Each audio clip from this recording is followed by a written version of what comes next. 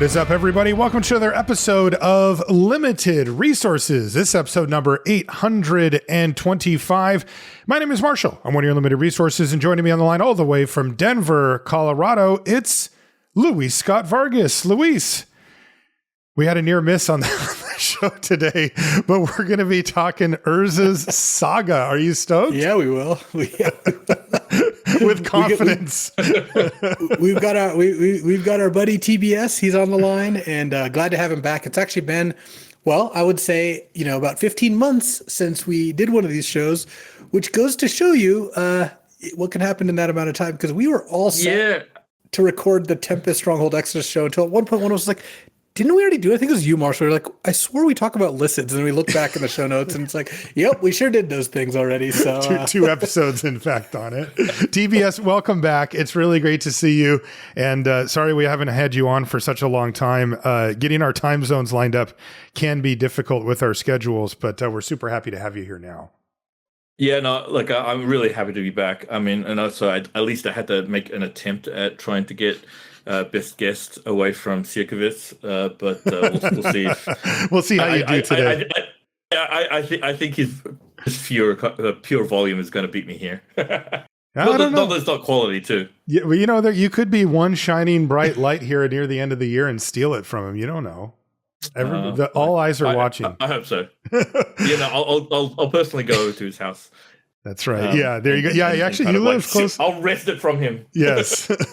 Yeah, so we're going to talk Urza's Saga today as we continue along our journey. We started with Alpha, and now we are at Urza's Saga, and we're going to talk about that set, the context for it, and a whole bunch of other fun stuff around Urza's Saga. Before we do, we want to say thank you to everybody who supports us on Patreon. It's patreon.com/limited resources if you'd like to do so. We also want to say thank you to Ultimate Guard for their support of the show. Ultimate Guard makes some of the best stuff in the business. If you need to protect your cards, your decks, or your collection, or any combination of them, they're going to have the right product for you, from sleeves to deck boxes to long boxes to backpacks and binders. You will find what you need. They use high quality materials and really well thought out designs. You can find everything that they sell over at ultimateguard.com, and you can pick up what you need from your favorite local game store or your favorite online retailer.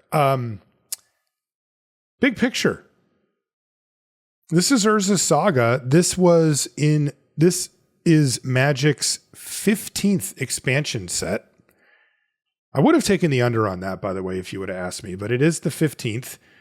It came out in fall of 1998, and interestingly, this was the leadoff for an entire block, which was at the time it was a large set. This set is 350 cards. It is in fact a large set, followed by two smaller sets that are about half that. And this is an interesting little footnote for us to take note of here now, given the current state of Magic and how, they released the schedule for next year and there's like 7 sets and 4 of them are Universes Beyond. This is very much at the onset of when blocks were coming out. This is one of the earlier kind of fully formed blocks, but it's totally different from what we have now. This set came out in October. The next set came out in the early part of the next year. And then the next set after that was in the spring. That was it. Like that was all you got. These cards, if you go on Scryfall and look up Urza's, this was it for months. Like this is all you got. Yep. I mean, and one of the interesting things is that like that seemed like a totally decent amount of cards to kind of like play Magic for. This, as you said before, like this is one of the earlier blocks.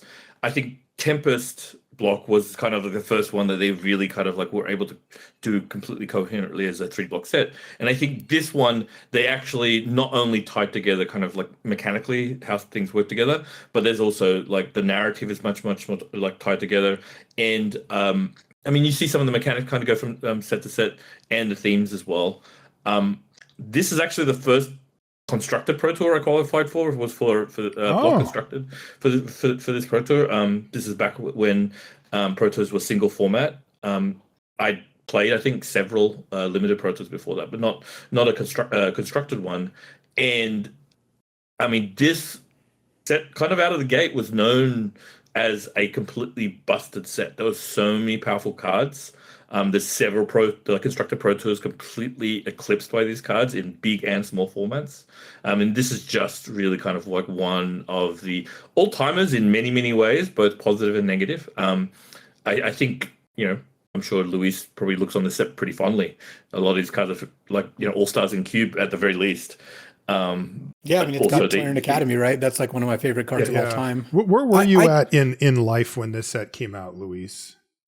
So when Saga came out, I was still in high school, and I drafted it, but didn't really play Constructed. This was before we're going to get there eventually, though we have to start recording these at a slightly faster cadence. But my first Pro Tour was in 2004. So we're still 6 years before I first played in a PT, and 5 years before I first played in really a Constructed tournament. The first like PTQ I played in was in like 2003. So were you a casual player at this point, or? Yeah. So funnily enough, I would go draft in San Francisco at Ballpark Games, and Ben Rubin and Ken Ho and Dan Clegg, like these are all like really old school pros. Like Ben's in the Hall of Fame. Ken won a Pro Tour. Like this is before they had done those things. Well, not exactly. Ben had gotten second at the Tempest Block Pro Tour.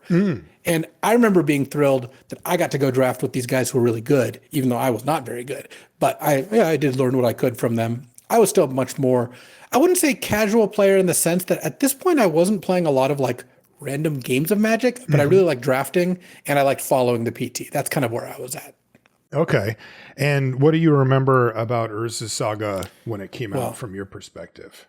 Yeah, so Urza's Saga it's funny. So Magic back then, I don't want to say things are like more negative now, but there's a lot more critical eyes on things. Urza Saga was the first time I remember hearing a lot of players, even at like my level of engagement and my level of skill or whatever, complaining about like, how did they make a set this busted? Even we could tell like that this set, like we we're gonna have a section at the end where we talk about like some of the banned cards, because there's a lot of cards getting banned. We have a whole list, and we're not even touching Legacy or Destiny, which have more. But Urza Saga, like we're going to talk about these cards, but like just you can rattle off Yawgmoth's Will, Time Spiral, Tolarian Academy, like you just got Lotus Petal. Well, oh no, sorry, that was Tempest. That was the block before. Just a ton of cards that are just completely busted. And it's funny because there also was some pretty big all-stars in the draft. Pestilence was a common in this set, and that's like one of the all-time best commons in draft. We talked about this in Alpha even. And it's funny when you see a card brought back many years later, when it's like, really, you decided to reprint that? Like, haven't we learned from this already? But the answer, I guess, was no. So I remember Saga being a really fun set to draft. I really enjoyed drafting it. And that a lot of the people I knew who played Constructed at the time, or I would have watched people play Constructed, were like, how did they make these cards? And it's like, yeah, I mean, Saga has some really powerful things. I without making the list, right now, I would bet Urza's Saga is probably deserves to be in about the top 5 most impactful Magic sets. Alpha being one of them, Urza Saga being one. Not sure exactly what the other ones would be, but I think that Urza's Saga really, really, really made a big impact, and like TBS said, both positive and negative ways. Yeah, TBS, you said you were a little further down the road. You had played in some PTs. You were already kind of in your competitive He was journey. Probably washed by then, to be honest. You might have. What was the impact that you remember? I was not yet there to then be washed. Yeah, that would come I had a very, few very years small, later. narrow window. Yeah, but do you remember the impact of this set on your experience or the people that you played with at the time? I mean, this was kind of my prime brewing kind of age. Like I kind of like matured into a much more kind of limited focus player over time, just because I preferred it, and I think at least my personal skill gap was closer for limited. But it actually it's a kind of a brewer's paradise. There's a lot of different types of cards, and they kind of cover the entire gamut in terms of like different types of resources and different types of like play styles. Obviously, this set is very well known as kind of the beginning of what is one of the most powerful blocks of all time. It's probably out of like, of the block era, maybe first or second, you could call this or Mirrodin. Kind of, those are the two most kind of like. And I would go with Saga. I think blocks. this is the most powerful block of all time. Right. And like, as you said before, like it's a lot of banned cards from it, but it's not just that. You have a look at these cards and they still have so much impact, either in kind of like just pure power level, they're the first of their type, but also just in terms of the design space they opened. I think you'll see a lot of cards that like in kind of future sets that pay homage to these cards. I mean, that's how powerful. Like, yes, 15th is quite a lot of sets in, and to have a set that people just remember for being the first time probably over a dozen things happened and still be memorable now. I mean, look, cards in Cube get invalidated very quickly. I mean, there's quite a lot of like churn in Cube, especially at the power level they're kind of printing now. But Urza Saga still has cards that are almost untouchable in terms of their position in a power cube. So I think that's a really good indication of like how good these cards are, but also just how interesting and inventive they are. So I think this is still a good positive set overall if you go net. But at the time, you're right. It was a little bit controversial. Some of the constructed Pro Tours and formats were really, really kind of like miserable for this set. But I mean, actually, it's pretty fun playing broken stuff to an extent. Like the metagame didn't homogenize completely around the cards. They were just very, very powerful. It homogenized around blue, I guess, because Tolarian Academy was so good.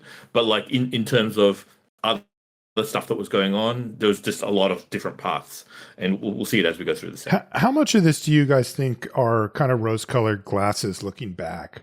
I remember, in Mike's, because this set came out after I had stopped playing, and so I wasn't around for this, and but listening to a lot of pro players, coverage people and stuff talk about this, there's always this almost resignation with the set, as it seems to be, really a kind of a broken set in some ways, with some really questionable design choices put in, and not just in individual cards, but replicated, free spells. Some of these things that we'll talk about. Yeah, when we get to the mechanics, like they're right. there's some things that are like, huh. Yeah, that's it's interesting like, that you thought why? this was a good idea. Yeah, and I wonder, looking back, what you just said, TBS, you said, well, it's kind of fun to play with broken cards. That's true for a really short window of time, but then it gets really not fun really quick, right? Because either you're the one doing the broken thing, in which case the game's just kind of over, and winning does feel good.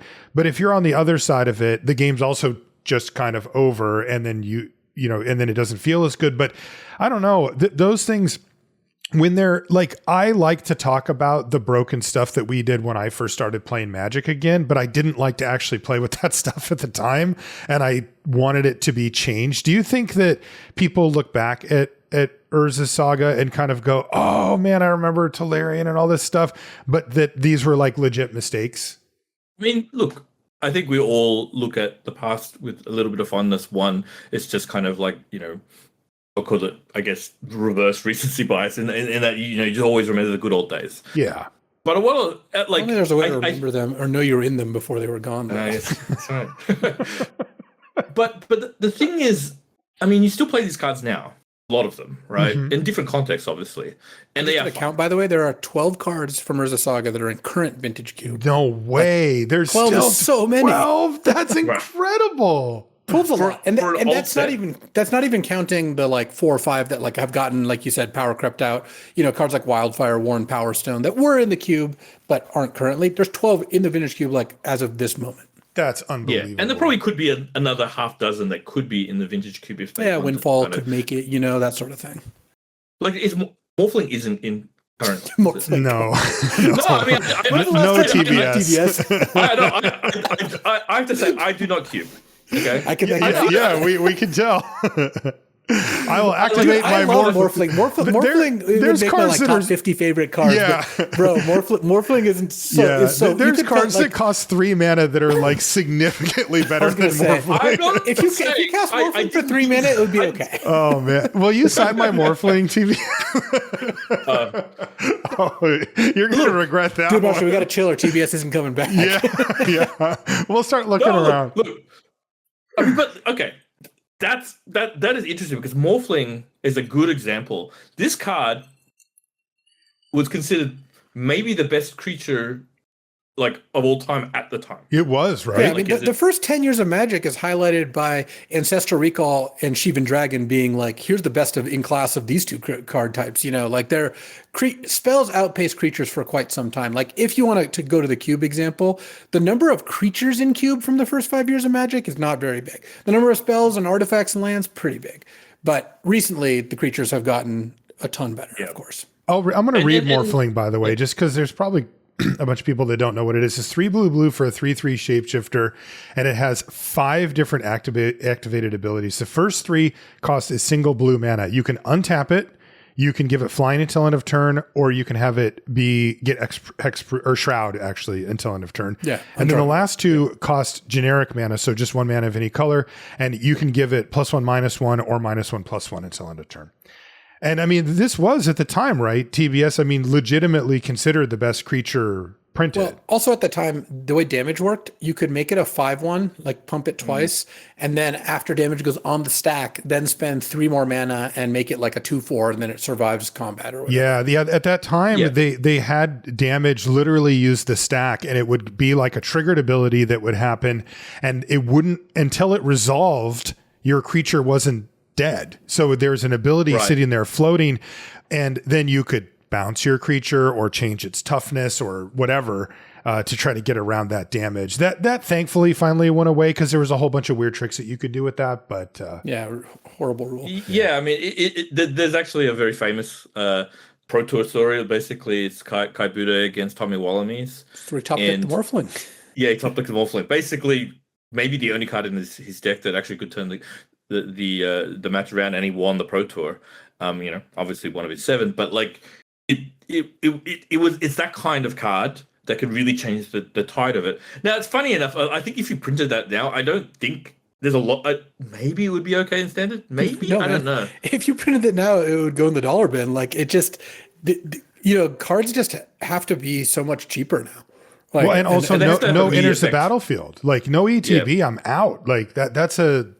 I will say that they printed Etherling in Dragon's Maze. This is 4 blue, 4/5. You pay a blue to exile it, it comes back in a turn. Pay a blue to give it unblockable, and you could like pump its stats. I don't remember exactly. I played this at a Pro Tour, and it was good enough in block constructed, but it never saw play in like standard really. Yeah.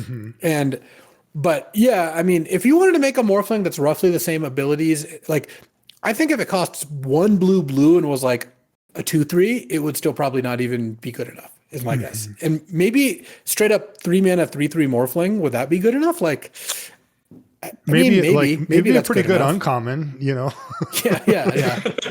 But build around. But I mean, look at Shieldred, right? The Apocalypse, like that's the bar, and that's not even like the best card or whatever. It's a very good card. That card's seen a lot of play in a lot of formats. This is 4 mana 4/5 Death Touch that just does a ton of draining. So, to kind of get back onto the set a little bit, like. I think that Urza Saga, one of the things that was cool about it, the upside of it, is that it did a lot of really cool, powerful things. And it kind of, I think at least for me, and I can't speak for everyone, it did show me a little more like, whoa, you can do this stuff in Magic. Because like Tempest didn't have quite that angle, and Mirage and certainly didn't have that angle. And it was like, whoa, this stuff's busted.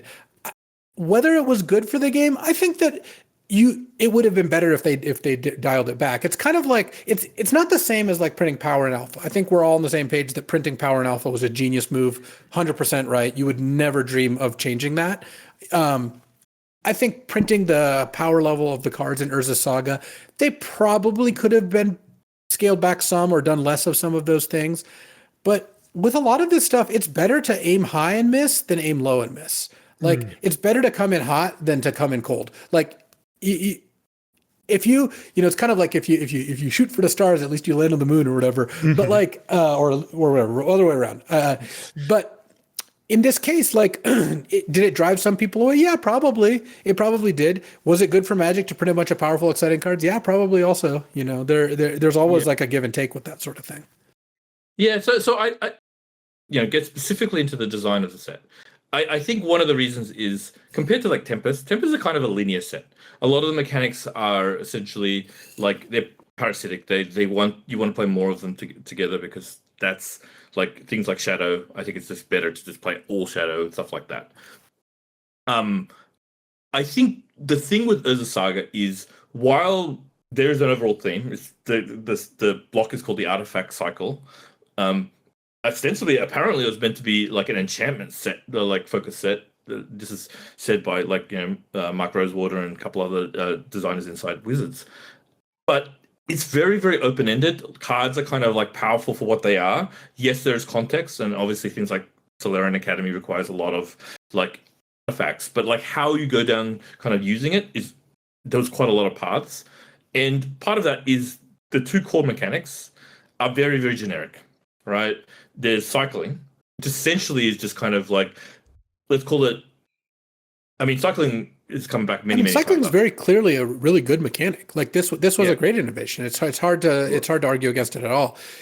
Cycling in Saga, we'll get to Fluctuator, but cycling in Saga was not very pushed. It was all just two colorless, straight up. There was no cards that were different, and it was a cool exploration. In some ways, you could say this is the first modal card, right? It's the card that's printed, or it's 2-mana draw card. I mean, that is a card mode in a sense. And it was really cool because this cycling is a very elegant way to solve the problem of like, what do you do when your card's not useful? How can we make a card useful in more situations? And that shows up a little more on, they had like, destroy target artifact or destroy target enchantment with cycling. Those are like, oh, I can put this, targeted narrow card and then cycle it if I don't want it. Or you just have like an expensive card with cycling where it's like, or a land with cycling where like, okay, when I don't need this, and there's very clear parts in the game when you don't need this, you can cycle it away. And sometimes it's just cycling with just like a random card. And that also plays fine, right? Because sometimes cards are good, sometimes they're bad. Cycling's a great mechanic. And has stood the test of time. Yeah, it comes back over and over again. The other mechanic basically hasn't come back. Echo. So Echo is a mechanic that it was basically undercosted creatures, though I think they could have it on other permanent types too. Mostly creatures that on your next upkeep, you had to pay their cost or sacrifice them. Mm-hmm. So Echo, like cards with Echo, just straight up, like, for example, you had like Herald of Sarah. It was 2 white for a 3/4 flying vigilance, which obviously in this day and age would even be bad there, but it had Echo. And that meant on your next upkeep, you had to pay 4 mana or it went away. Or you had like albino trolls, like 1 and a green for a 3/3 with regeneration, and you had Echo, you had to pay for it to cost again. Yeah, it's like Warp, except you can't recast it. It just goes to the graveyard. Were these cards good? Well, there were some Echo cards that were okay. One of the biggest criticisms I would have of Echo as a designer is undercosted drawback mechanics are almost universally disliked. And I think part of the reason is you look at Herald of Sarah and you're like, okay, it's a 4-mana 3/4 flyer with vigilance and you have to pay it again or it goes away. Well, what if you don't know rate and you don't know that 4-mana 3/4 at the time was a good deal? Right. You're just like, why would I play this card? Or, right. You have to understand how good cards are and how that's related to their cost before you can really understand why Echo is like maybe a good deal. Also, this does harken to something that we've talked about a lot on the show with old school sets about how removal was so absolutely critical. I mean, how punishing are these cards? Well, getting your Echo creature bounced or killed was just a disaster. But worse than that. The classic is you'd cast your Winding Worm in limited. It's 5 mana 6/6 with Echo, and they would go befoul, destroy target creature or land. They wouldn't kill the worm. They would kill your land, and then your worm would go away. Brutal. And this is back in the cutthroat days of Magic where you untap and draw your card, your creature is dead. You do not get a chance to pay Echo, and that is an easy thing to do. I have done it myself, and I've seen my opponents do it back then. Yeah. Echo was a pretty bad mechanic, to be honest. I mean, one of the anecdotes from again the Pro Tour, like in one of the limited Pro Tours, I think it was as a Saga only. In the top 8, Steve Mahoney Schwartz basically his opponent played a turn 2 albino troll, which is actually just really good against him. But then Steve actually was able to draft a mono black deck, cast like Dark Ritual Befoul, which is like it's incredibly kind of like it's 2 for 2, except you get the advantage of the land destruction. I mean, just as Louis just said there, and it was just so devastating because albino trolls won in a green. Won in a green for a 3/3 once. I saw someone play an echo card, and then their opponent goes, "Okay, go," but I have an effect on your draw step, and so the guy's like, "Okay," and he like draws his card, like, "Okay, yeah, you didn't pay echo, your guy's dead." That's the effect. That's true. Your effect resolves. That's gnarly. Yeah, albino trolls won in a green for a 3/3 with echo, and it has 1 in a green regenerate it. That was an uncommon. That's a really good card. Look, I will say that I wasn't very good back then, and I saw albino troll. I'm like, oh, that's juiced. I can see why it has echo. Yeah, that is actually that effect good. Fades a little bit as the card's costs get higher, and it gets a little bit more ambiguous, I will say. Yeah. So it's not the worst mechanic, but it clearly wasn't a good mechanic because we have never seen it again. And I would say any halfway good mechanic, you end up running back at some point. Like, it's just not. It's also not that fun. Like, is it fun to pay for your thing twice? Like, no. It's like, I mean, you get it ahead of time, but warp is a much cooler way of doing that. Yeah, warp is definitely a sweeter way. So they have a lot of kind of like drawback, like creature mechanics in this set. Like one of the other kind of like themes, I guess, is like enchantments that became creatures. It's actually worth noting that most people, even people who know a lot about Urza Saga, don't realize, as you mentioned kind of in the preamble, this is the theme of the set actually is enchantments. And it's funny because Tolarian Academy is like so much louder than Sarah's Sanctum, which is the white Tolarian Academy taps for a white for every enchantment you have. And it's like, oh, this is an enchantment set? Okay, I would have guessed it was an artifact set more before I guessed that, but I wouldn't have really guessed either because like, that's not the loudest thing about these sets. But it was an enchantment set, and like you said, there's a lot of enchantments that turn into creatures. And then the other, I don't know if we call it a mechanic, but another thing they did were they call them free spells, where like Rewind is one that they've actually printed again. It's 2 blue. Yeah, the free spell mechanic. Right. Interrupt in this case. Now we just call it an instant, but it's counter target spell and then untap up to 4 lands. So, and this costs 4 mana. And there's multiple of these throughout the set, which basically if you can get to that threshold of that much mana, you cast it and then you get to untap all your lands so they don't cost you any mana once you get to that threshold. Yeah. But isn't this one of the worst designs? Like this just seems like a horrendous way to. No, actually, okay. I want to defend, like, it obviously got broken, right? I'm not saying that like this mechanic didn't end up kind of like backfiring on them. Well, they only banned every free spell mechanic card in Saga except Rewind. You can argue it was. No, but I think conceptually it's trying to kind of like fix free spells. I think one thing that they realized with Alliances and Force of Will is that it was too bad to basically have spells that you couldn't tell if your opponent was holding them up or not, right? Like there's no kind of like interaction point that like allows you to kind of like, other than just kind of like, knowing it's in their deck. And so with these ones, you actually, at least, if you play it fairly, and this is part of the problem, like you have to have the mana up front. You like, if it costs 5, it's like you the anti-echo. 5 on the side. Right. Yeah. You get it later than you would normally because like they're all overcosted, but then you don't pay at all. Yeah. Right. I think they thought that symmetry was cool, actually. I didn't put that together until you said that, but they definitely, that was definitely the opposite. Sure. Yeah. Yeah, I mean, I would say there's a lot of high-minded design in earlier Magic sets in general. They have a high concept of what they're trying to do, and this is kind of how they get themselves into trouble, because they kind of like look for they look for ways of like solving things, and they don't always get to kind of like the right answer. They just find I wouldn't say the first one, but like they get to one that's kind of good enough. And free spells is one of those things. They try to fix free things. The biggest problem is that, when your land taps for more than 1 mana, then you're starting to generate mana, right? And that's why a lot of these, like there's cards in Urza's Legacy and beyond, kind of Frantic Search and Snap in Urza's Legacy. We'll get to that in about 15 months. Those cards did some work, but But so like let's give an example of some of these cards because I think we should have done that earlier. Yeah, so you've got Peregrine Drake. You had Rewind, but that one wasn't a huge issue. No, the issue was Peregrine cards Drake's more interesting. Yeah. Yeah, it's 4 and a blue for a 2/3 flyer and ETB on top 5 lands. And there's Great Whale. It's 5 blue for a 5/5.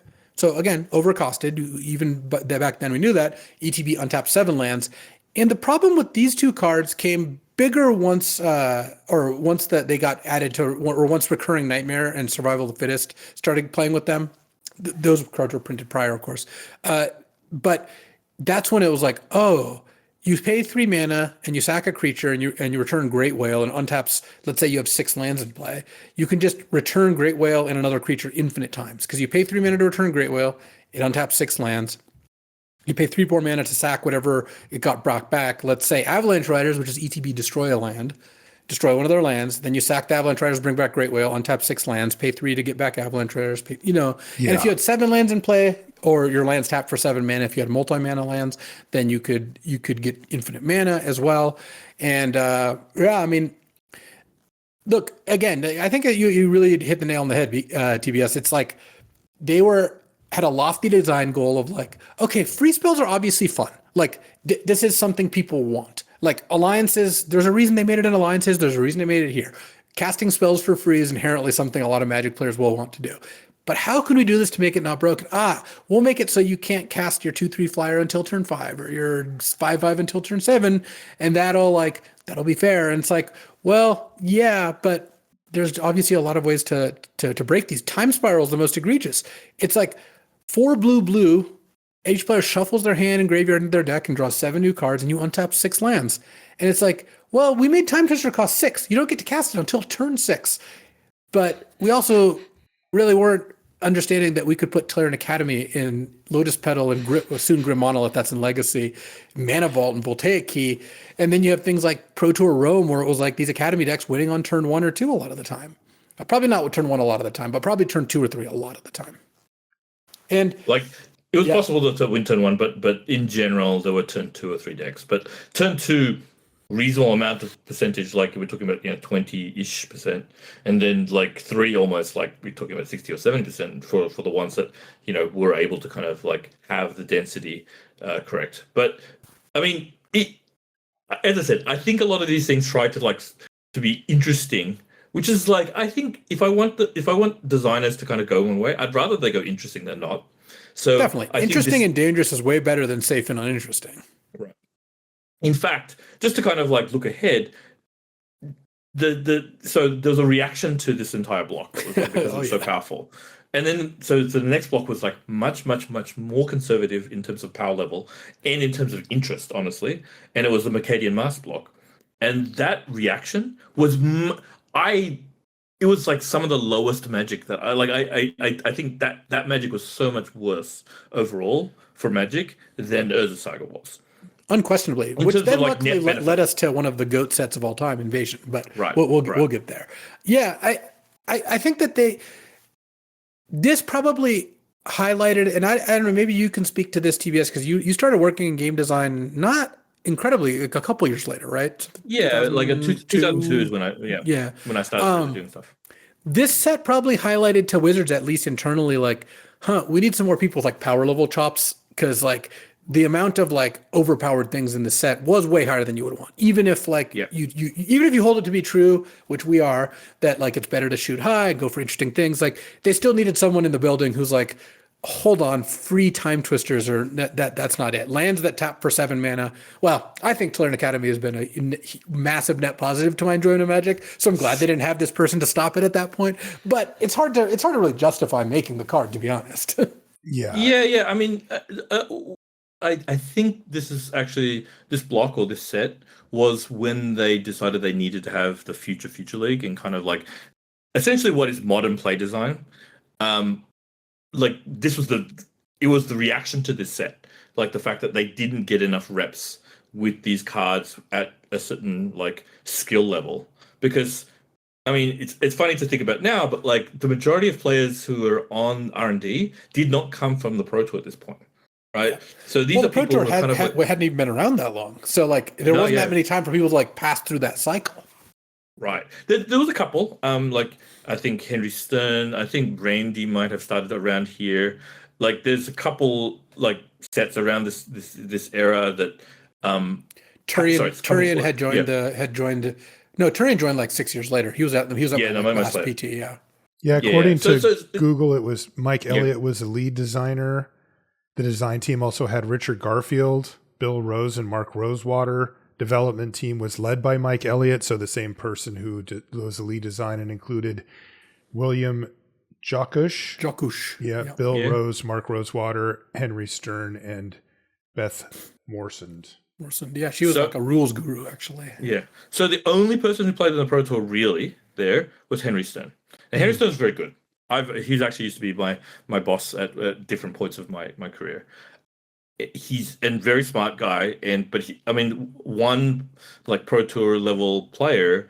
I mean, maybe the other guys were actually good, or some of them were good, but that's just not enough. Think about like trying to like test a set with one other person, and it's just like, do you think you're gonna get all the broken stuff out? No way. No. I mean, it's really, really hard. And so the amount of players who play, obviously in the wild was so much greater that they realized they needed to close that gap. And so after that, they decided, okay, we need to have more pro players in. So you get a bigger influx of pro players of like that continues to this day, honestly. Forsyth also couldn't have joined that much later. I think in early 2000s. He's actually kind of Turian timing, so a little bit later. But I think the key thing is that they've just realized that they needed to have the FFL. I think it was actually just the Future League at the time, because the FFL was another iteration of it. But like to kind of like look at the formats as they will be played at these competitive levels, and then be able to kind of like forecast the power level. And we have Urza's block to thank for them waking up to this. Yeah. And this is honestly, I think the kind of golden age that started with Invasion, really kind of is part of reason why it's like that those sets were so good, and why honestly design gets better.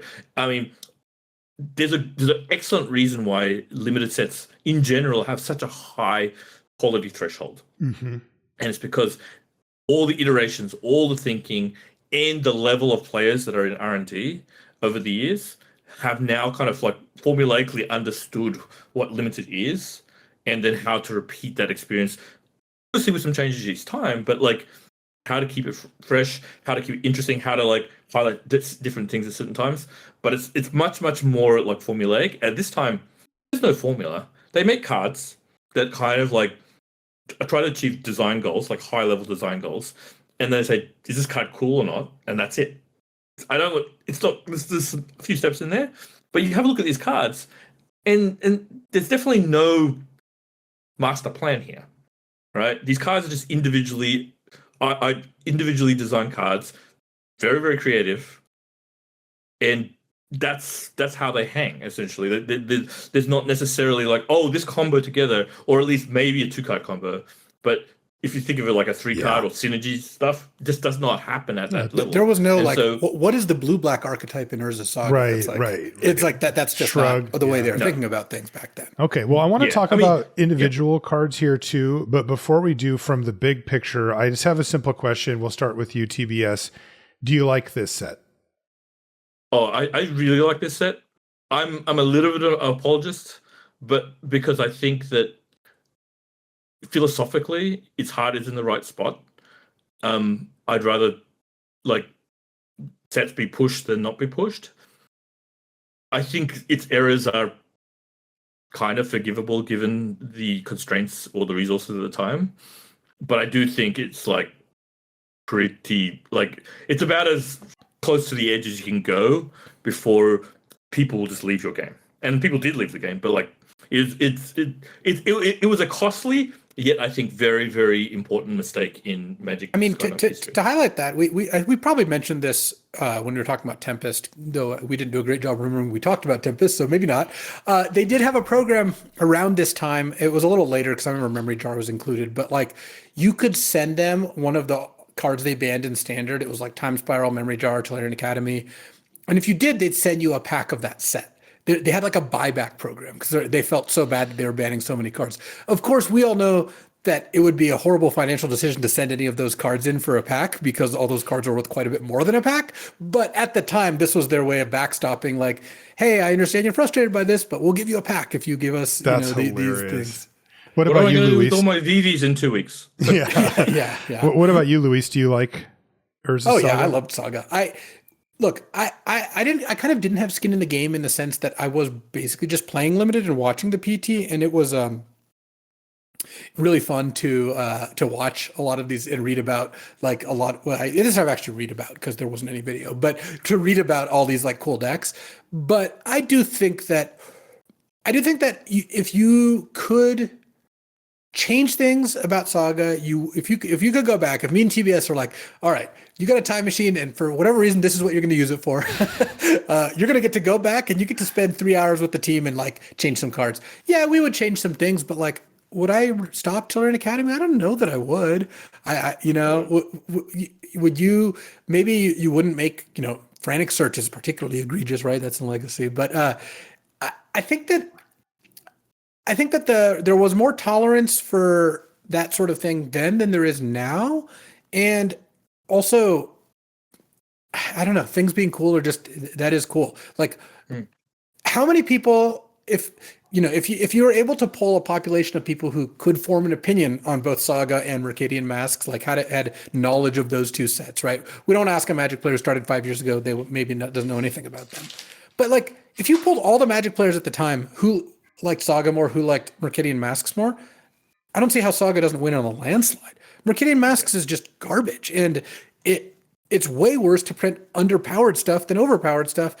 There's probably other factors when we go through Mercadian Masks, we'll be able to talk about them. But look at like Spider-Man, like the new Spider-Man set, like it's getting panned for a lot of reasons, and I think part of it is like the cards also aren't like going to show up in very many formats, and I think that actually does kind of matter.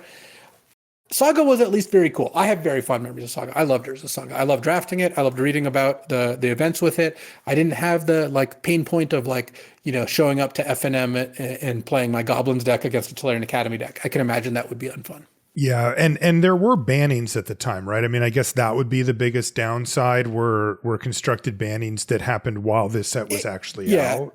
It's hard to be happy when you have to ban stuff, but there were a lot of bannings. And go ahead, TBS. Even though there's a lot of bannings that came from the set, and we'll go over them a bit later, this was the first kind of time that they did a lot of bannings. It was not really thought of in Standard or Type 2 at the time to do a lot of those bannings. And there's other formats going like Extended and what was Legacy and Vintage at the time. But they actually took a while for Urza Saga specifically to have ban cards. They actually got very, very ban happy with Urza's Legacy and Destiny because probably the pieces came together a little bit more there too, because like Grim Monolith and Frantic Search were two of the big ones just off the top of my head that didn't exist before. And funnily enough, I actually think in terms of design mistakes, those sets have way, way more problems than these ones does. Like internally, this set doesn't have the power outliers internally to itself. It's a combination as they had more artifacts, as they had just more kind of interactions that it got worse. I'm not saying that there aren't busted cards. There are definitely busted cards in this set, but contextually at the time, it was not the set that was the problem. It was it was more the other sets. Eventually, when we got to huge formats like things like Academy and Cradle and other stuff like that. Yeah, Yawgmoth was like very, very underrated. It was not understood at the time how good that card was. I remember I had a black-red Yawgmoth Will deck that had Dark Rituals in it and like red burn spells, and I remember sending it to Zvi Mashowitz because he ran the deck doctor on the dojo. And he would let you send in decks and criticize them or critique them, And I sent him the deck, and he gave me some suggestions about how to build it better. That's awesome. That's incredible. That is incredible. Let's start talking about individual cards. Yeah, let's do it. And maybe we start with Yawgmoth's Will. I mean, that was a card that when I came back to Magic, I remember seeing on something online where people had put up a thing about what's the most powerful card, and the Yawgmoth will won that poll. Well, Dark Ritual wasn't the same set. That is obviously a pretty enticing combo. I remember in extended people would play like Urza's Bauble with it and like Duress and like kind of use it as like a grindy card. I think there was like a very small period of time where you could infinitely Dark Ritual off Yawgmoth's Will because of like the mana source thing, but those don't really count towards real things. No, I mean, like those mostly got shut down. I don't think they ever was a big tournament that allowed for that. It wasn't until actually Pro Tour Rome, which was it was an extended PT for those. It's kind of like the modern of the time, except it was Did Pro Tour Rome was Mirage allowed in that Pro Tour? Yes, because I know that I say like Alliances was. Okay, so, did anyone play with Lion's Eye Diamond and Yawgmoth's Will?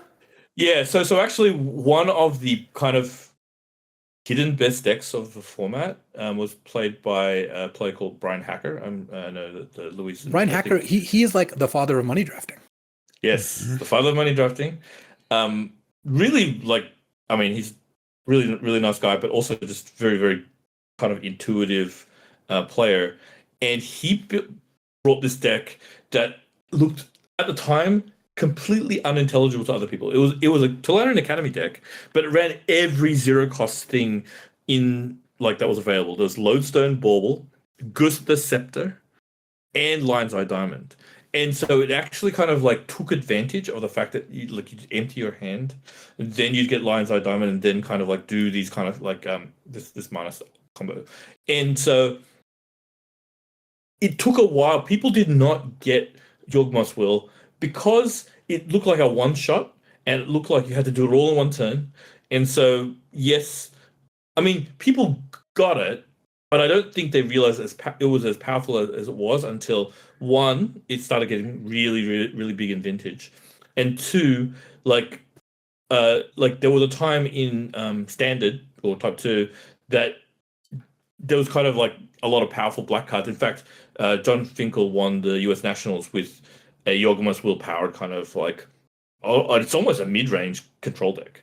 It had just lots of removal and some creatures, but like in general, it was just kind of like breaking the power of value of Yawgmoth's Will. Mm-hmm. Yeah, well, I remember one of the first Vintage decks I played actually was designed by Mike Long. Funnily enough, it was Burning Long is what people called it, but it had 4 Burning Wish and 4 Lion's Eye Diamond and Yawgmoth's Will, and the whole joke was you spend 2 mana, you cast Burning Wish, you sack LED, you go get Yawg Will, and you win the game. And like obviously you need a couple other things, but all it really asked is that main combo was just incredibly good. And Yawgmoth's Will, Yawgmoth's Will's a sick card. That's another one. It's like, would you choose to unprint Yawgmoth's Will? I wouldn't. I don't know. It's just such a cool card. Yeah. And by the way, I'll read these at the front. Yawgmoth's Will is 2 and a black. I'm going to read the current version of it. It's a sorcery. Until end of turn, you may play lands and cast spells from your graveyard. If a card would be put into your graveyard from anywhere this turn, exile it instead. Yeah. It initially, when you see this card, it feels like, and there's a lot of cards like it. It's kind of like black doing this kind of like all at once, and trying to kind of take advantage of that. It took a while. I think there were other cards in the set that were like more kind of like nakedly powerful. Like Stroke of Genius is a good example. Like, speaking of individual cards, this is a card that like everyone just like knew was good. It was good. It was particularly good in a set that had Tolarian Academy. So this card is blue to X, instant, draw X cards. So very, very simple. Sorry. No. Blue target player draws X cards. That's really important. Yes. A lot of these decks won by casting a Stroke of Genius on themselves and then generating infinite mana, and then as the parlance of the time, what do you think they said? I think I can figure out what. Let's just say it's a bad way to go, getting stroked to death.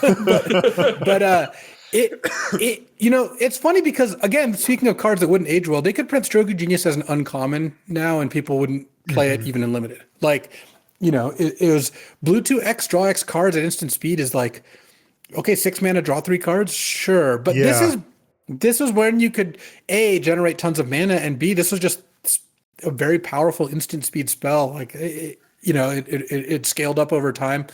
Some of these decks, like if you look at like the high tide decks or whatever, casting a Stroke of Genius for 3 at the end of your opponent's turn was like a pretty legit play. So it's funny. Yeah, this card even, I think you said got restricted in Vintage or something like that.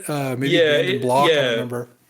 It was banned in Standard at some point, I believe, but I think it was definitely restricted in Vintage. I mean, at the time, Brain Geyser, which is its predecessor from Alpha, was also restricted. So I think they just kind of did it almost kind of just a reflex action. Right. This was one of the themes also was like fixed versions of other busted cards, right? There was the fixed Time Twister, Time Spiral. There was the fixed Brain Geyser, Stroke of Genius. It's like there was the fixed Mana Vault, Grim Monolith. Once you get to Legacy, like there were some that it was funny that when they print a fixed version of an old busted card, it's more busted than the original. That's really funny. Well, fixed Wheel of Fortune too with Windfall, and that's another card that's like it's actually uncommon, I believe. And this card is actually potentially one of the most busted cards in the set. Yeah, I'll read it real quick. It's 2 and a blue sorcery. Each player discards their hand, then draws cards equal to the greatest number of cards a player discarded this way.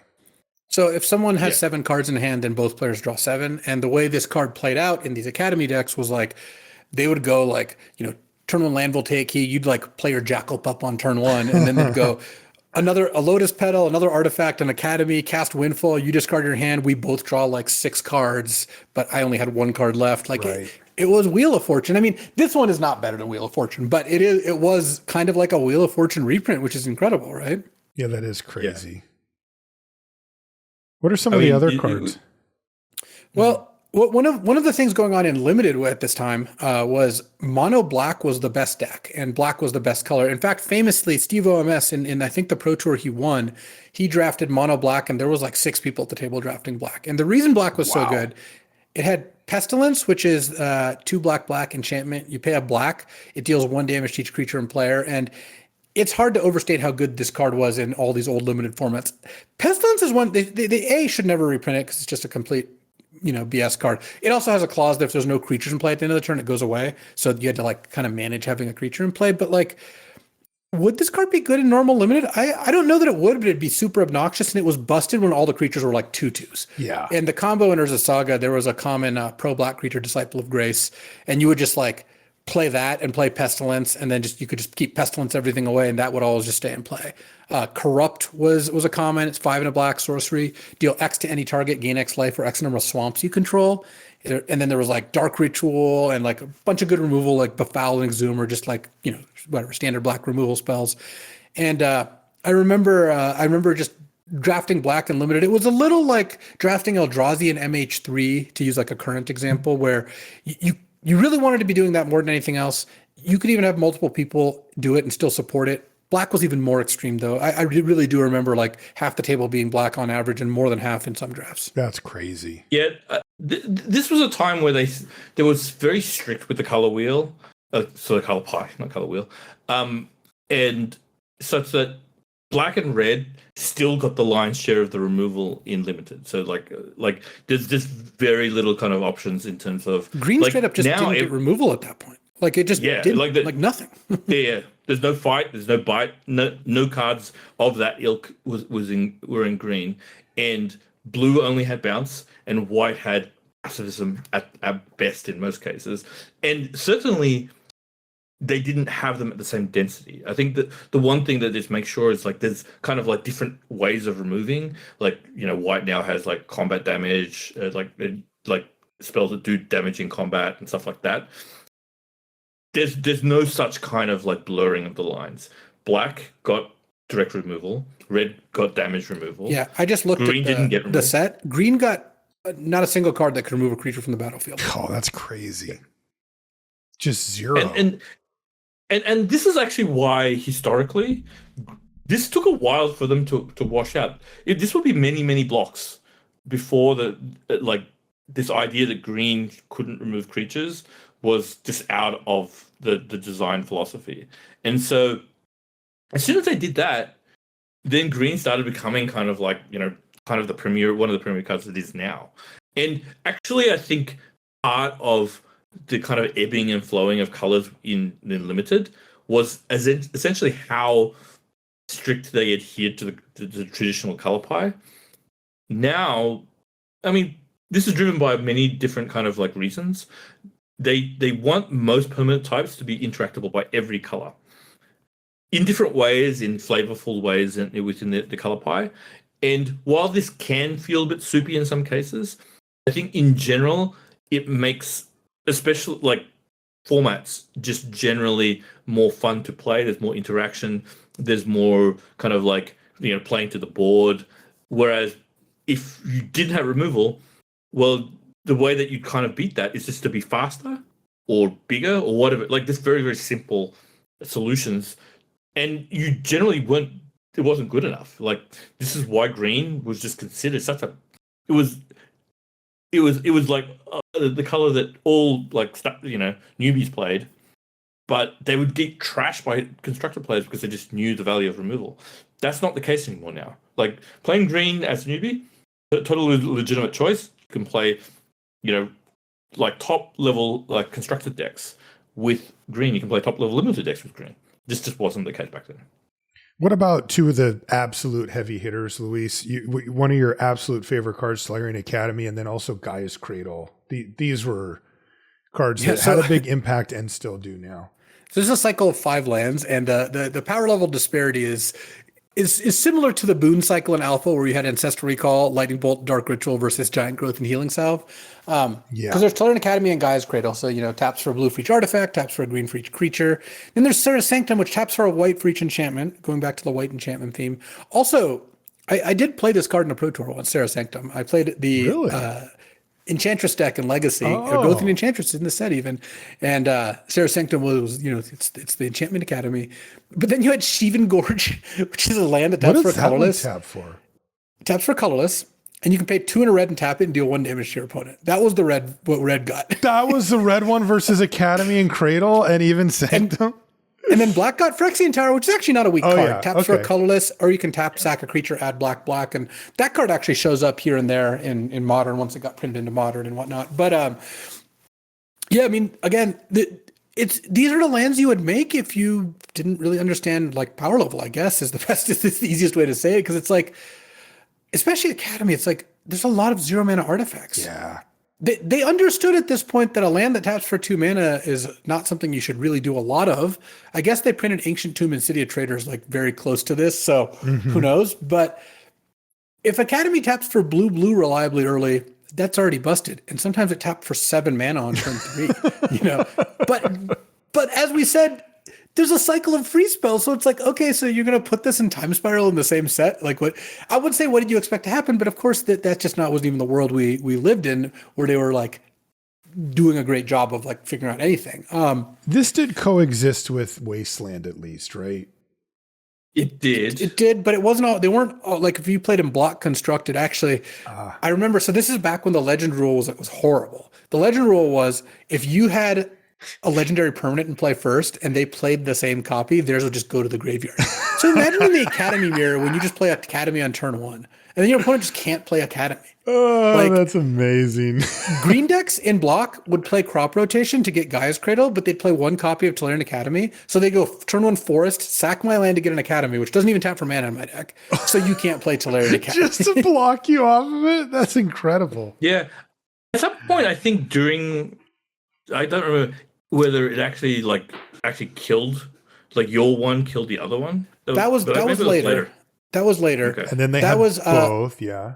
That was when, like, I remember Achroma was it was a little bit after Achroma and Onslaught block constructed. So I think that was like 2003, 2004. Because I remember that was a big thing that like whoever's Achroma got down first would just dominate or whatever. And then it turned into when you play a legend and they have a legend, it kills both legends. And now it's the most sane version, which is just you can't have 2 copies of the same legend. I am actually, and this is like a little bit of a sidebar, I actually think like they could make legendary, like they could just not have legendary have rules associated with it. If like, I think that would be fine, but there'd be a little work to do there.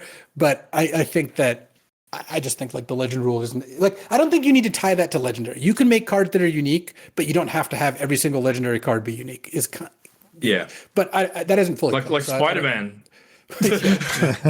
But there's a lot of busted stuff going on, but there was also just a lot of cool stuff going on. So I want to highlight some of the other cool things. Wildfire is a classic. It's 4 red. This was in Cuba until very recently, though I don't think you can justify it anymore, sadly. It's 4 red, sorcery, deals 4 damage to each creature, and each player sacks 4 lands.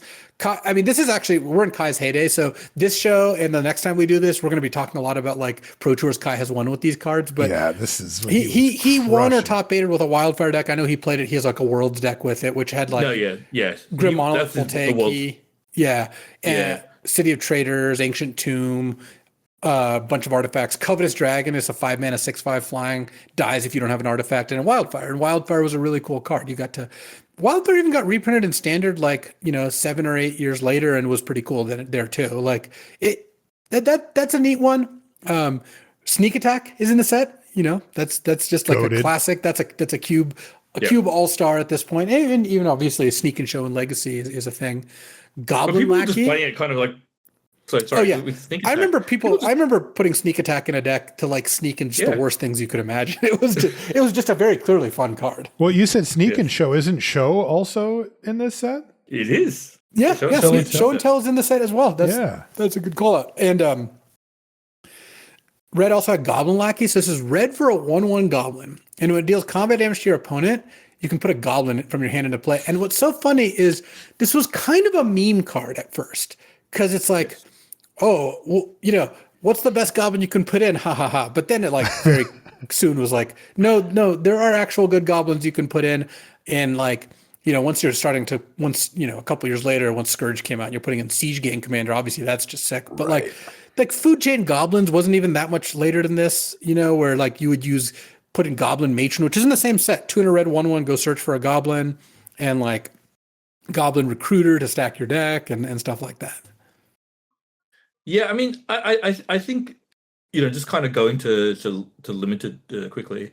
One of the things that actually was a real kind of like, I would call it almost signpost in terms of limited were the embraces. I don't know if you're familiar. Like basically every color had an embrace, and it was an aura or what became an aura, and they kind of like made your creature the iconic version of of that color. So the white one would give your creature it's white and 2, and gave your it's like +2/+2 flying and vigilance. Flying and vigilance, I believe. I see. So it turns into it turned you into a Seraph Embrace.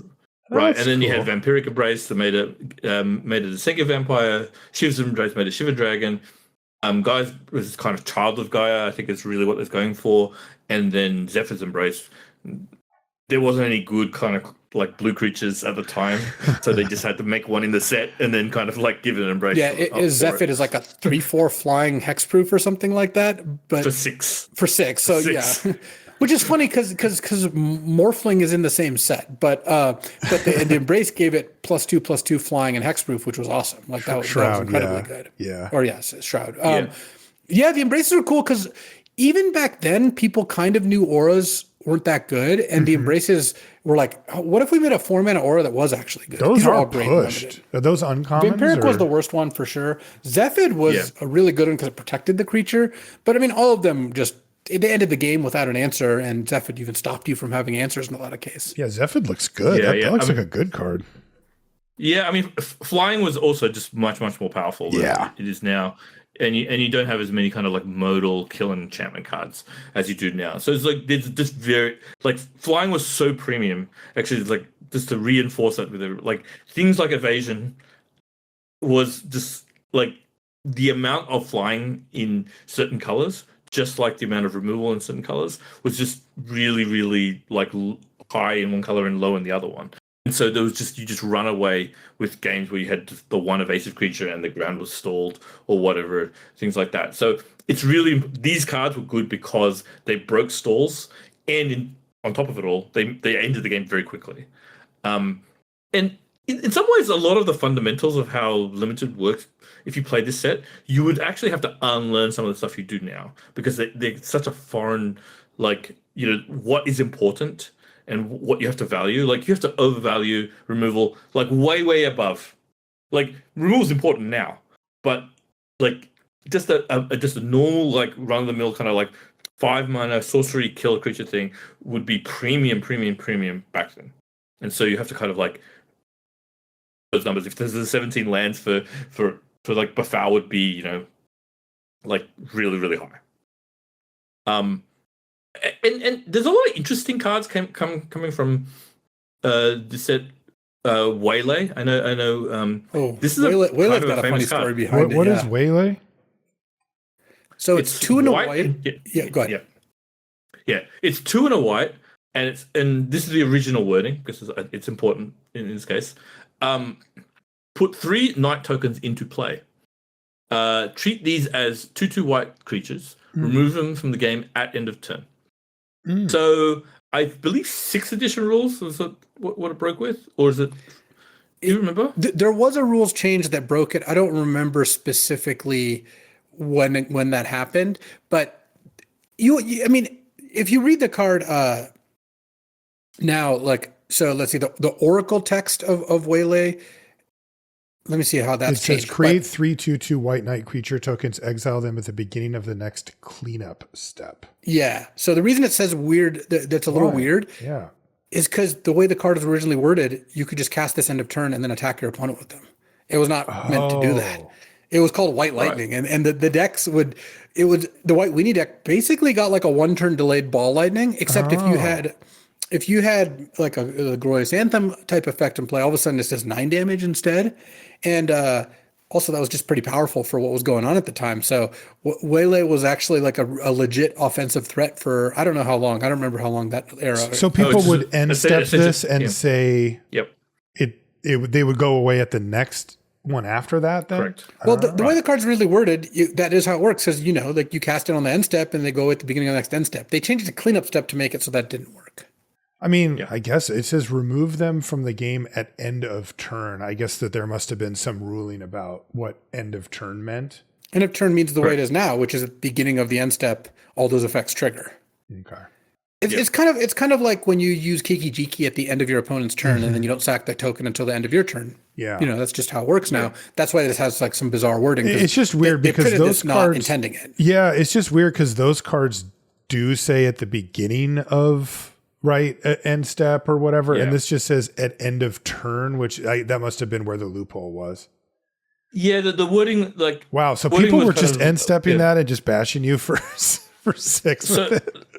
So U.S. Nationals, I think it's 1998, was actually won by White Lightning, and you were asking how long it was like available. It was basically this very very small window where there was 2 kind of like it was Matt Lindy, right? Kind of pulse. Yeah, Matt Lindy was and actually beat Mike Long in the final. So I think I have that on video. Yeah, it's one of the ones on video, and it's terrific. It's really really great. No, he didn't have Waylay in his deck. Oh, he didn't.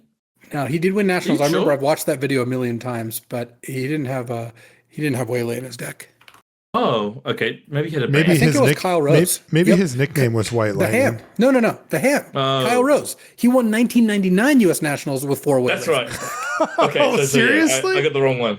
Yes. And I don't know if we're allowed to mention it, but he had 4 copies of Crusade in his deck too. That card. Oh yeah. I think memory hold at this point. But by the way, that does bring up they had the fixed version of that in this set too, right? Glorious. He also Anthem? had 2 Glorious Anthems. Wow. So his Crusade's white to give all your white creatures +1/+1.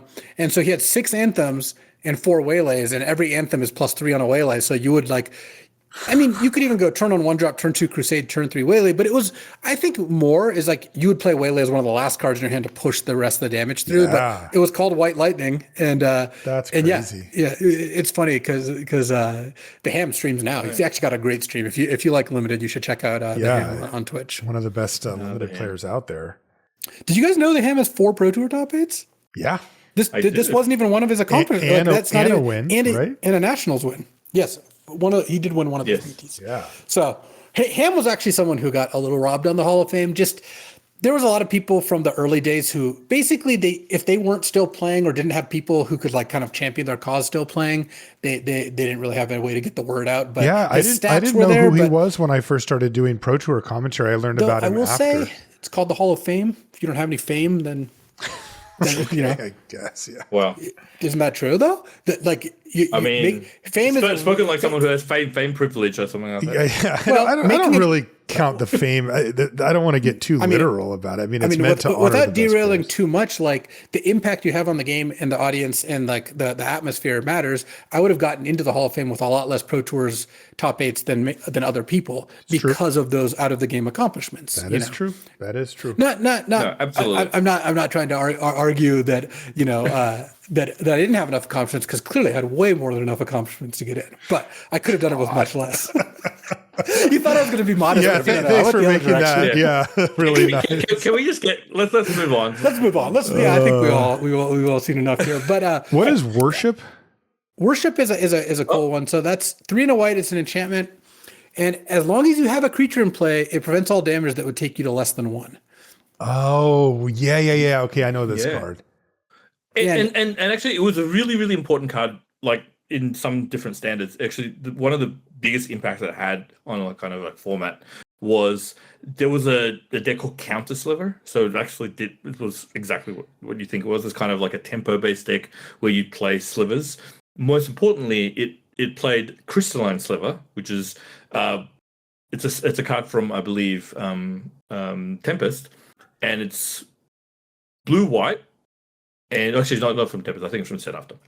It's blue-white, and all slivers get Shroud, so they can't be targeted. And it also played Worship, and it would just lock games out by playing all these slivers, and then just playing Worship. And even if the only way out is really to have like something like a Wrath of God or something like that. But then I killed their creatures. Right, and so it was just.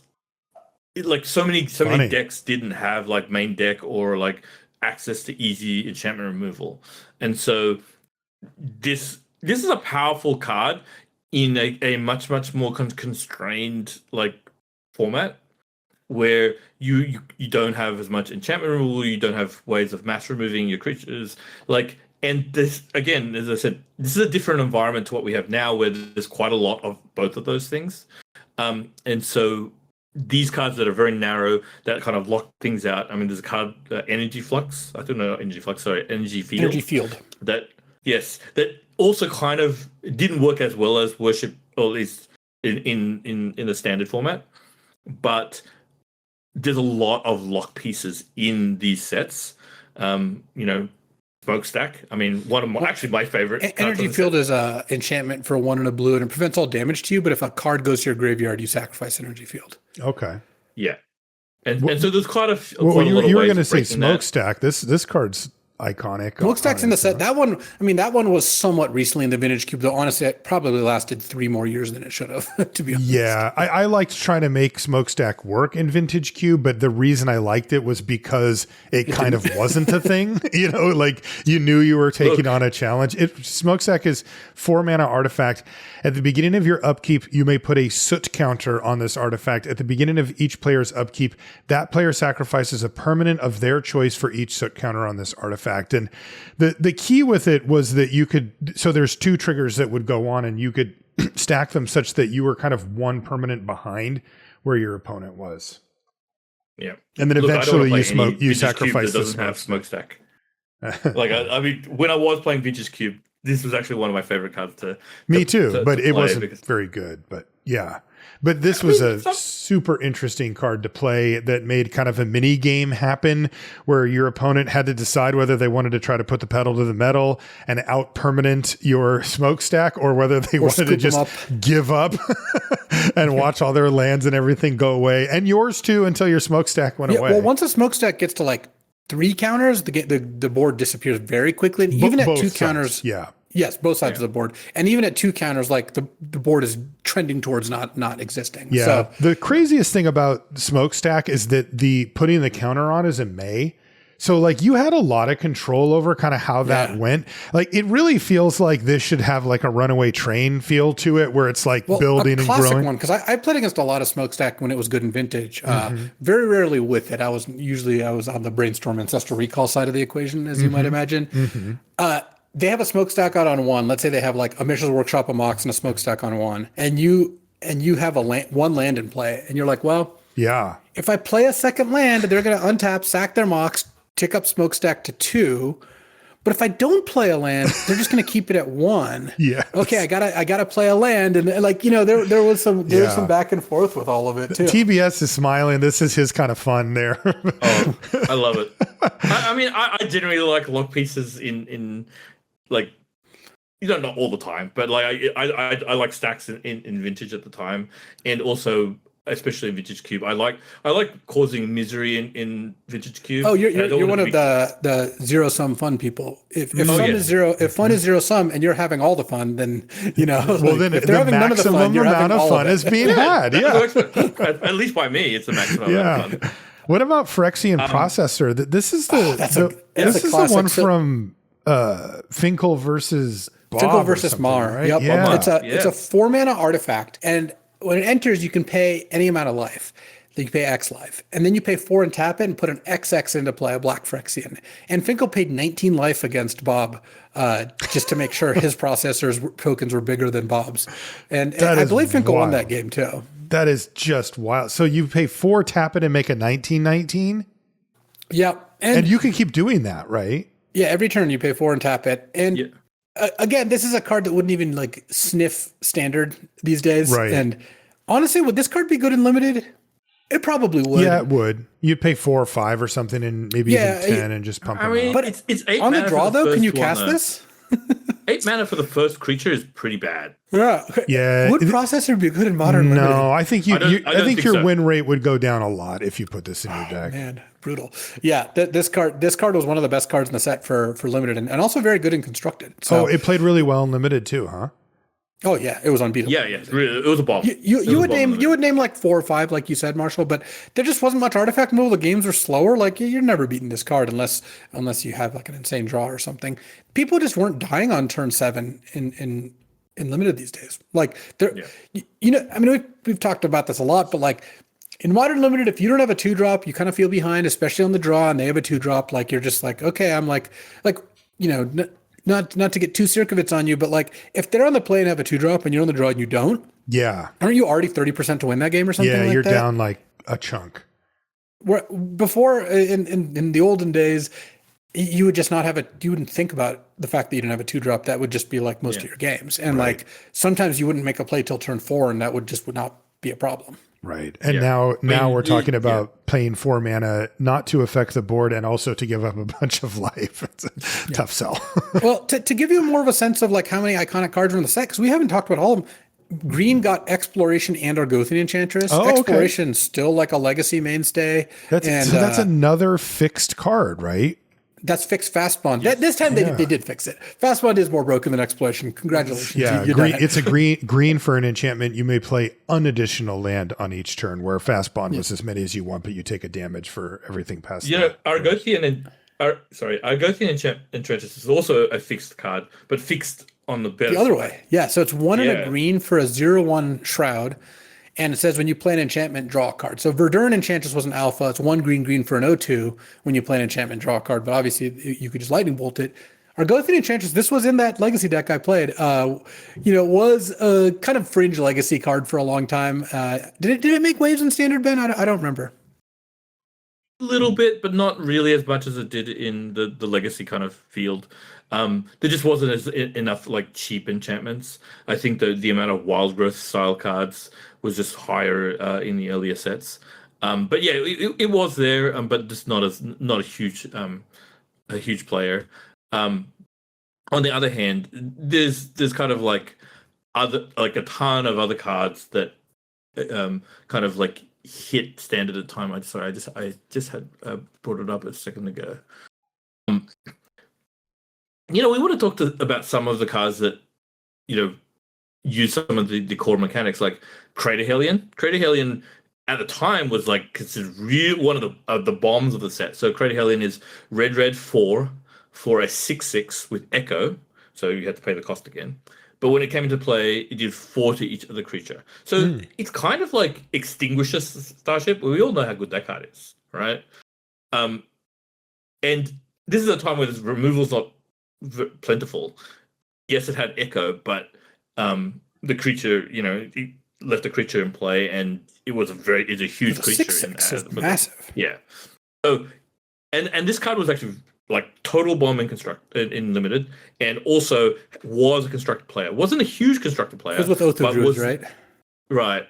But there was ways that you could sometimes you either turbo it out with some sort of like fast mana, or you would use it as kind of like a pseudo wrath, like as Louis said, like with Oath of Druids, there's a couple other things like that. And there's just a lot of cards like what's another one? Dark Hatchling. This was like kind of a improved Necrotal. These are cards that actually now seem laughable that they were good, but these were actually very, very core, like powerful cards that did make it into standard. Were like total limited bombs, and actually kind of like when I look at them now, I was like, oh, these are the cool card, and actually kind of like reinforced a lot of the color identities and just how the set worked. This is the first printing for Duress, right? Yeah, I was going to say this is the first time Duress showed up, and I still think it's my favorite art. Though the hand is comically oversized. If you look at it's closer. It's closer. What do you mean? It's more than that, man. That hand is massive. There's another band card we haven't even talked about. What's that? Fluctuator. It's a 2-mana artifact that makes your cycling cost 2 less, and it was banned. V actually made the Fluctuator deck. He's one of the first people I remember talking about it. You'd fill your deck full of cycling cards and creatures, especially, and you'd play Fluctuator, and you would have enough cycling cards that you basically cycle your whole deck. Because let's say you play Fluctuator with 4 cycling cards. As long as you keep hitting cycling cards, I mean, you will eventually stall out because some of the cards in the deck didn't have cycling, but you will put enough stuff in your graveyard. And I think they used like Songs of the Damned and Haunting Misery to finish the game out.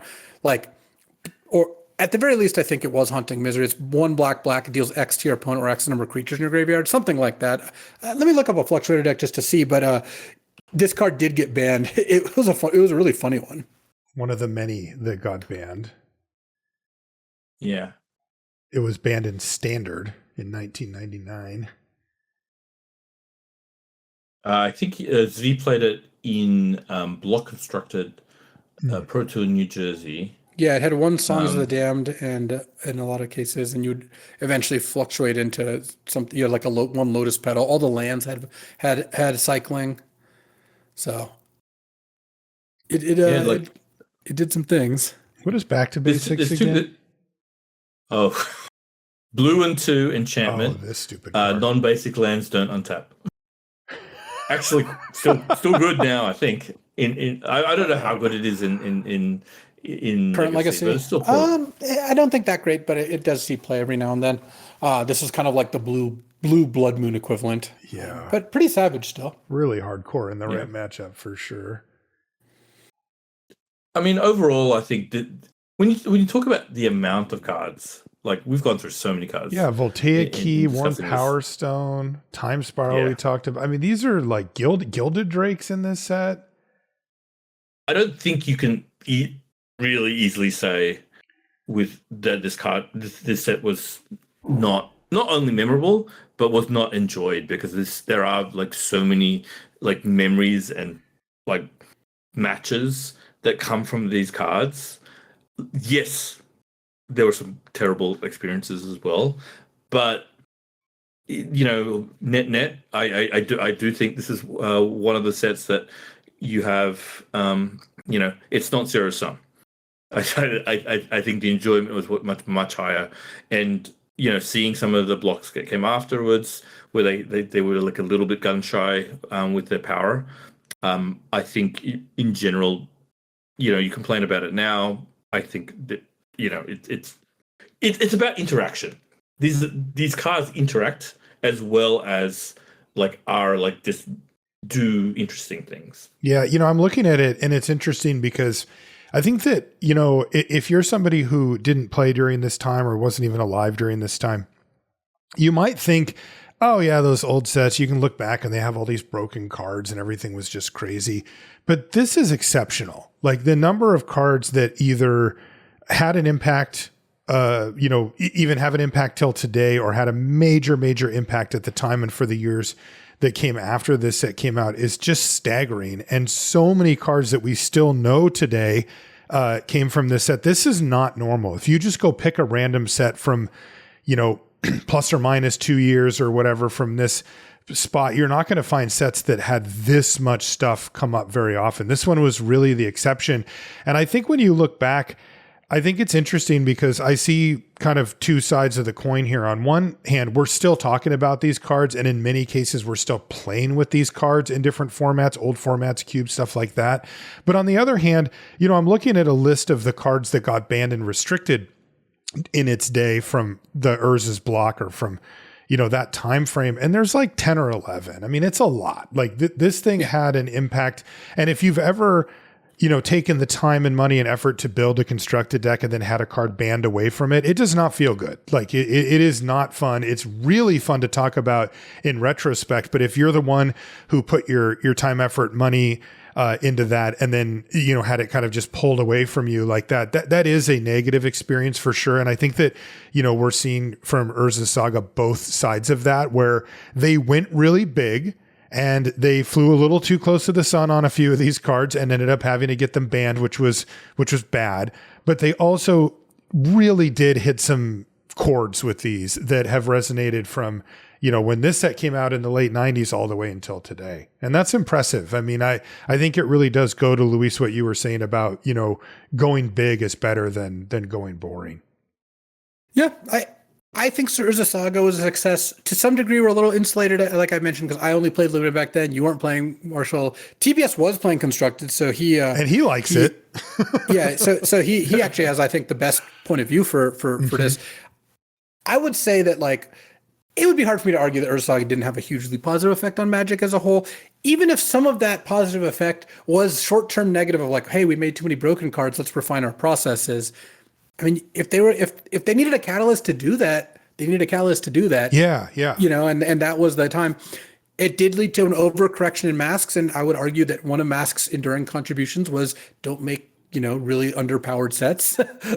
And Masks had a lot of stuff going on. I actually am looking forward to talking about that one. It's going to be a fun one. But yeah, Urza Saga was great. If I had to give it a grade, I would give it an A.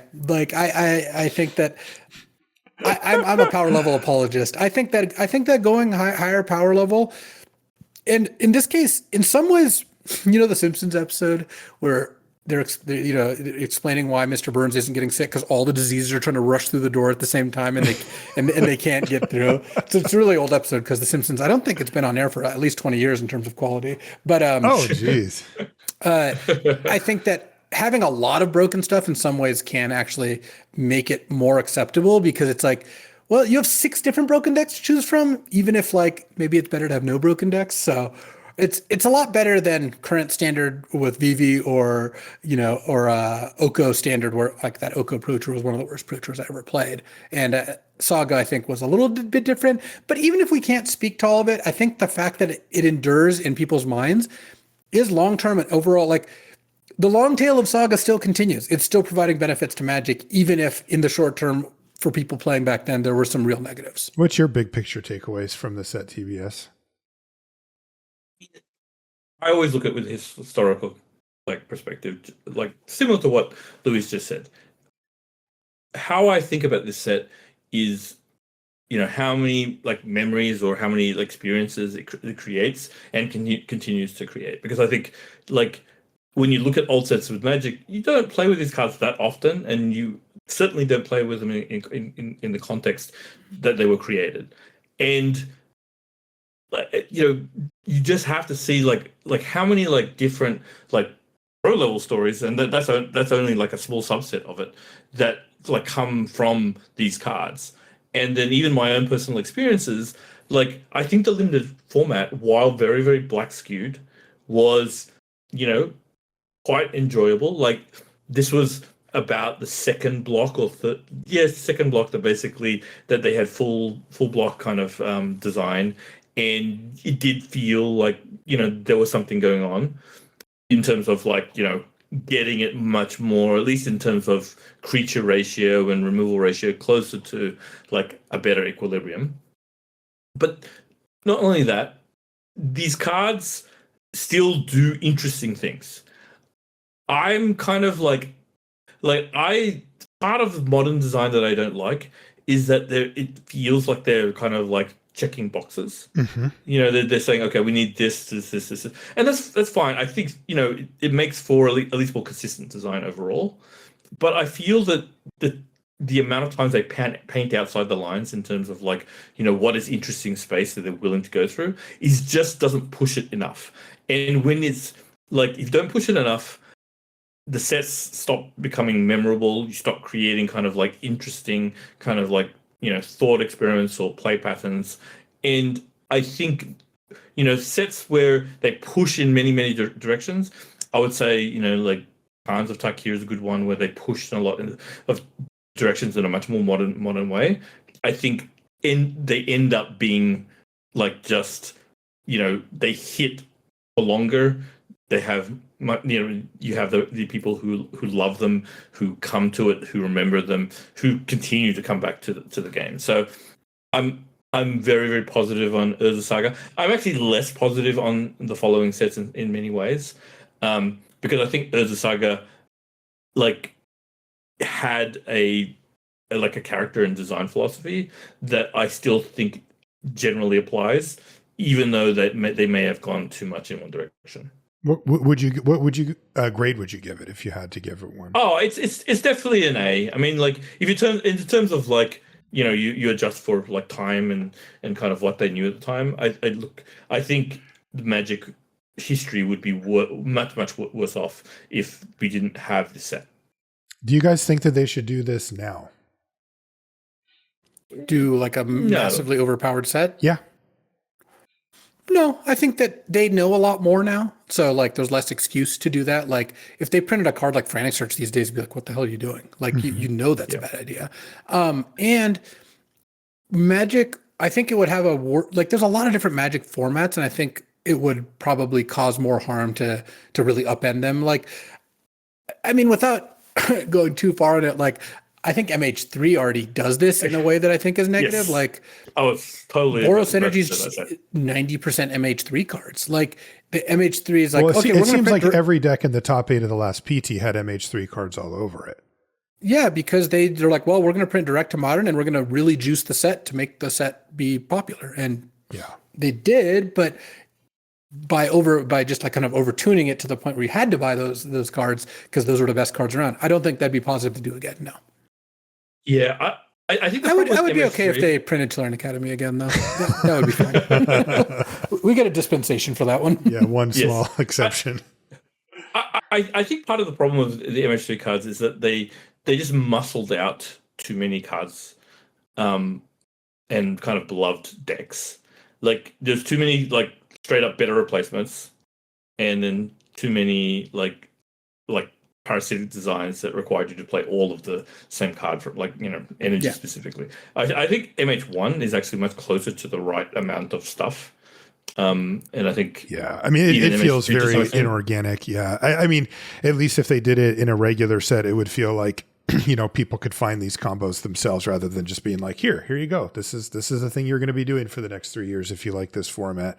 Anyway, Urza Saga, epic. I mean, this thing hit Magic like a meteorite, and it still has an effect to this day. This was a fun one. TBS, you making any Magic content these days? I know you're really busy. Or you got anything going on? No, I mean, work has really kind of taken over. I mean, apart from my family, a lot of my extra time. I still have some plans, but while work is kind of this intense, I won't be able to do it. Okay, well, can people find you on Twitter? One of TBS's favorite hobbies is podcasting, but his second favorite hobby is talking about podcasting. Oh, yes, I love talking about podcasting. So can people still find you on Twitter? Yeah. I mean, like, I'm definitely not as active. But I do look, and I do play a reasonable amount of Magic. In fact, I played an RCQ like 2 weeks Awesome. ago. That's awesome. Yeah. So, and there's a Spotlight series in Liverpool in 2 weeks that I'm actually attending. That's awesome. Sweet. Unfortunately, it's standard with Vivi, but Less awesome. You know, yes. But I maybe that might give me a chance to get back on the tour, and play again, because I still really would like to play competitively, at least in some capacity. I enjoy it. I still play a lot of Arena. I actually have played Zero through the Open Pass. Good. Kept it clean. Well, thanks for coming on TBS. We love seeing you here, and we love that you took the time to hang out, and I'll put your a link to your Twitter in our show notes as well. That's going to do it for this episode of the show. If you want to find us on social media, Marshall_LR, Luis is LSV, and TBS is TBS-. Pretty much everywhere. You can find everything related to the podcast at lrcast.com. I want to say thanks to our Patreon supporters as well as Ultimate Guard for supporting us. That's going to do it for this one. We will see you next week. So if you follow me on Twitter, you might have already seen this, but they put out a big survey about the Spider-Man set. And they have this sequence of questions that is just completely insane. So they start by asking, like, which influencers do you regularly watch or whatever? And you can answer, you fill it in. Then they're like, to what degree did negative influencer commentary impact your perceptions of Magic's Spider-Man set before the set released? It's like, excuse me? So they're asking us, to what degree did the influencers ruin the set for you? And then here is, like, in some ways, the craziest part. The follow-up to that was, you've indicated that you've seen and engaged with content made by influencers, YouTube streamers, etc. about Magic Spider-Man. Please specify the names of those influencers. Oh my God. Well, what kind of list are we on? I know. I saw that. I'm like, whoo. Well, first of all, technically, we're not on this list, because it asked who impacted your perception negatively before the set came out. Oh, yeah. I want to say that we were very clear. It wasn't until we got our hands on the set before we realized it was a steaming pile of dung, and then told people not to play it. And by the way, we opted out too, right? It's not like we decided just to bash on it. We said we're just going to bypass this whole thing. Yeah. That's hilarious. And I will say, it's not that we told people not to play it. We just said we weren't going to engage with it, and our audience had shown us already at that point that they didn't want to. But set that aside for the moment, because what kind of survey questions is this? Like, I will say, for fairness, Blake from Wizards went online and said, hey, these questions didn't mean to imply these things. These were bad questions. We'll work on that. Like, they're not putting together a hit list of influencers, but, like, someone did have to make this, and it was an outside agency. I know that. And then someone had to approve this at Wizards. And it's like, you don't see, every single person who read this came to the same conclusion, like, oh, you want to know how much influencers negatively affected your enjoyment of the set? And then it asks you to name which influencers. What do you think they're going to do with that information? What is actionable about that? Yeah. Yeah. It's like, also, it's an incredibly poorly written question. To what degree did negative influencer commentary impact your perceptions? From 1 to 5, it greatly worsened my perception, or it greatly improved my perception? You're asking if negative influencer commentary improved your perception of the set? So, in conclusion, the only thing worse than the Spider-Man set was possibly the survey about the Spider-Man set. Also, I hope you listeners didn't narc on us.